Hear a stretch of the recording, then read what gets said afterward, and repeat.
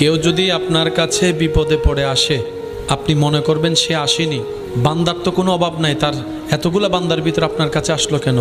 রব্বুল আলামিন তাকে আপনার কাছে পাঠিয়েছে। রব চাচ্ছেন আপনি তাকে আল্লাহর দেওয়া নিয়ামত থেকে, রিজিক থেকে কিছু দেন। কেন আল্লাহ আমার কাছে কেন পাঠালা?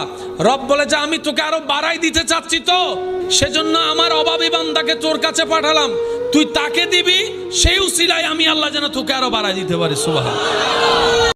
জুমার দিনে এমন একটা মুহূর্ত বা ক্ষণ আছে, ওই মুহূর্তে যে যাই চাবে আল্লাহ তাই দিয়ে দেবে। কিন্তু এই সময়টা কখন? এক একজন এক এক কথা বলেছে। কেউ বলেছে দুই খুতবার মাঝখানে খতিব যখন বসে ওই মুহূর্তে, কেউ বলেছে নামাজের আগে, কেউ বলেছে নামাজের পরে। সবচেয়ে গ্রহণযোগ্য মতামত হচ্ছে আসরের সালাতের পরে মাগরিবের আগ পর্যন্ত, বিশেষ করে ক্বাবলা গুরুবিশ শামস, সূর্য ডোবার আগের যে অন্তিম মুহূর্তটা, ওই মুহূর্তে আপনি আল্লাহর কাছে যাই চাবেন আল্লাহ তাই দিয়ে আপনাকে ধন্য করে দেবে।